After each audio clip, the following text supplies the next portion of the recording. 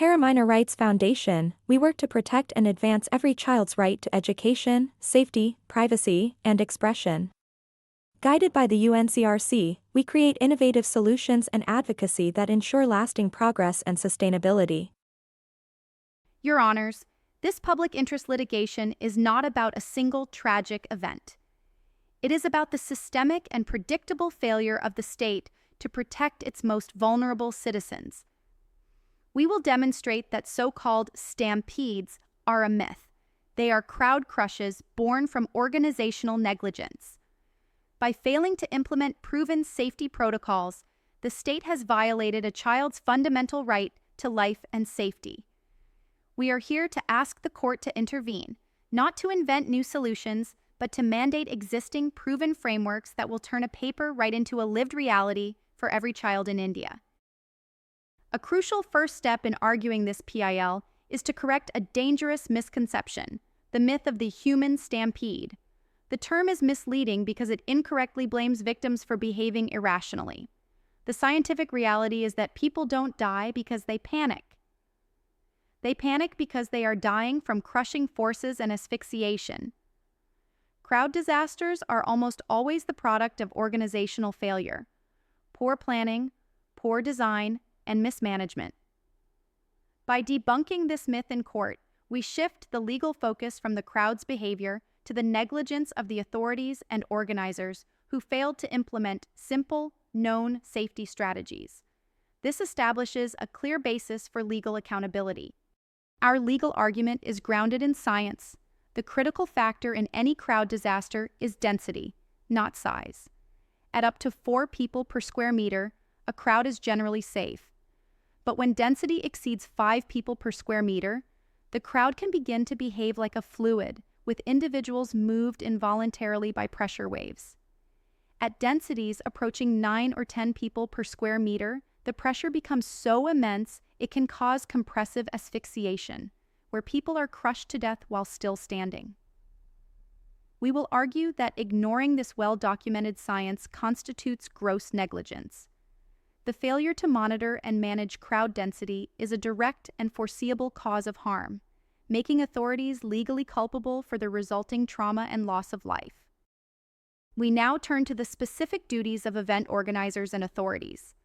Under laws like the UK's Licensing Act 2003, there is a clear legal responsibility to protect children from physical, psychological, and moral harm. This duty requires a proactive, not reactive, approach. We will present the Cambridgeshire LSCB guidance as the gold standard for what this duty entails. We will argue that the common failure to conduct mandatory children's risk assessments, which should identify hazards like substance misuse or potential perpetrators, is a clear breach of this duty. This isn't about suggesting best practices. It's about enforcing a legal standard of care that is currently being ignored. To ensure consistent safety, we will ask the court to mandate a national safeguarding code based on the Cambridgeshire model.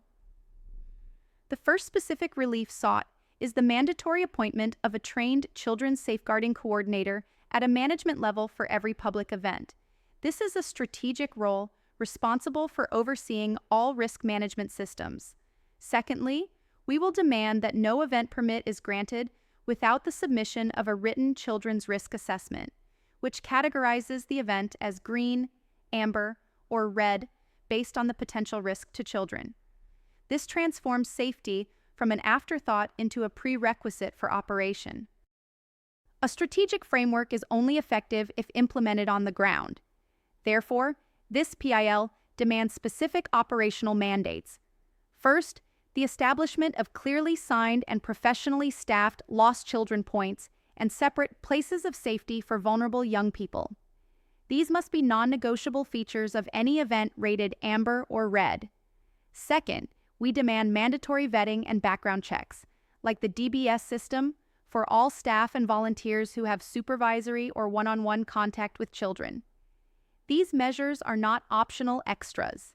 They are the fundamental building blocks of a physically and psychologically safe environment for our children. Accountability extends beyond event organizers to the policymakers who create the legal landscape. We will argue that the current over-reliance on individual interventions is a systemic failure. A key part of this failure is the lack of widespread, mandatory, state-level child protection policies.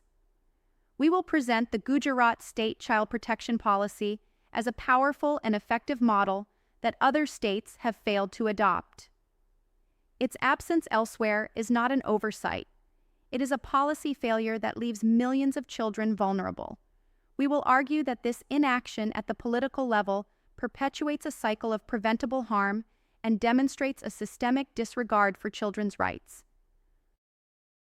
The central demand of our PIL at the policy level is the nationwide enactment of legislation modeled on the Gujarat State Child Protection Policy.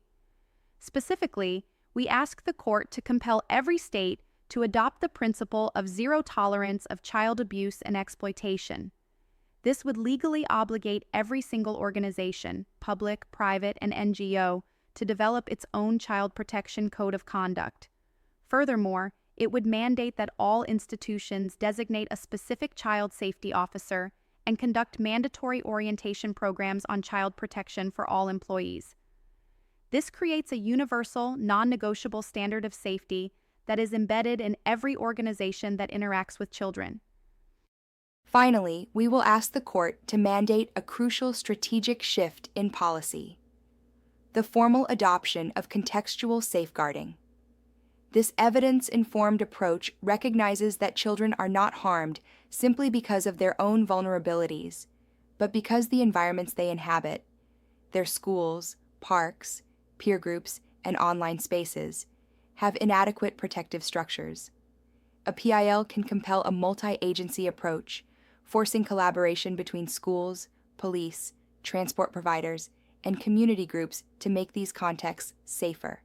This moves the system beyond just reacting to individual cases and toward proactively preventing harm on a community-wide scale, addressing the root causes of exploitation and danger.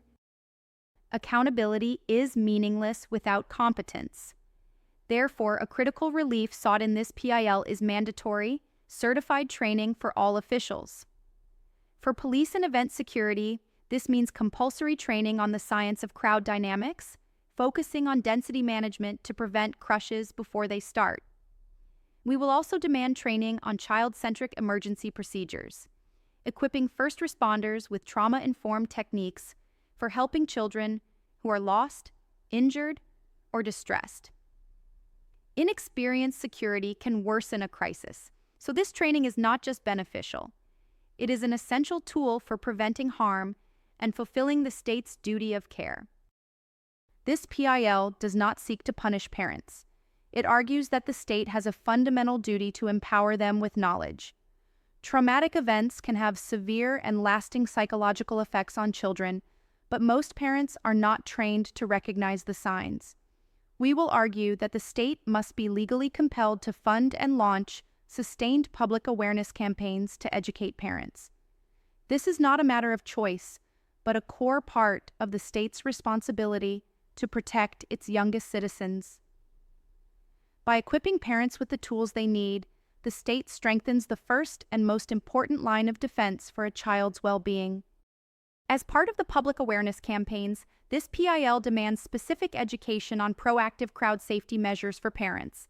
These government-funded campaigns must promote simple but effective tips, such as dressing children in bright neon colors for visibility and taking a photo before leaving home.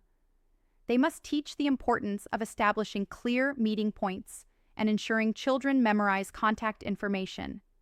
And they must inform parents about practical tools like ID bracelets, strollers for young children who tire easily, and family tracker apps for older kids.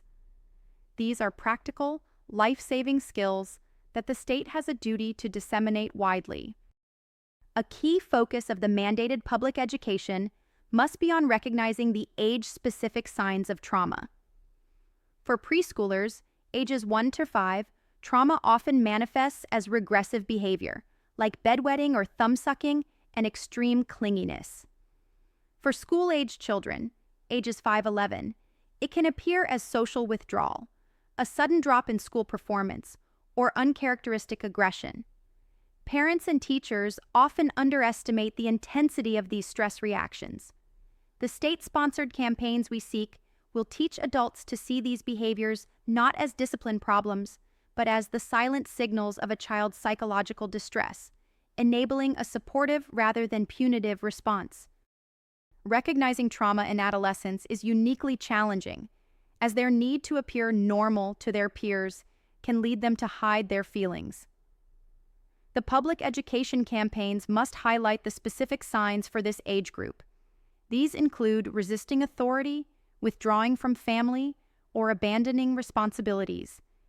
A particularly dangerous sign is the experimentation with high-risk behaviors like alcohol or drug use as a coping mechanism. Older teens may also feel intense guilt for not being able to handle the situation like an adult. By educating parents and teachers about these nuances, we can help them look past perceived rebellion and see the call for help underneath. Finally, the PIL demands that public education equip parents with the tools for healing. The most important element is reassurance, through both physical comfort and honest, age-appropriate communication. Maintaining normal routines provides a crucial sense of stability. However, we must also recognize when talking isn't enough. The campaigns must destigmatize seeking professional help and inform the public that treatments like cognitive behavioral therapy, CBT, are highly effective for children with PTSD. By mandating education on both parental support and pathways to professional care, this PIL seeks to ensure that every child has access to a full circle of recovery and support. In conclusion, Your Honors, the evidence is clear. The tools to prevent these tragedies exist, but the will to implement them is absent. The Cambridgeshire Guidance and the Gujarat State Child Protection Policy provide ready-to-implement templates for proactive, systemic safeguarding. We ask this court to issue a writ of mandamus to compel the authorities to adopt these standards, to mandate training for officials, and to educate the public. This is not judicial overreach. It is the essential enforcement of the state's most fundamental duty to protect its children. We pray for a future where a child's safety is guaranteed by law, not left to chance.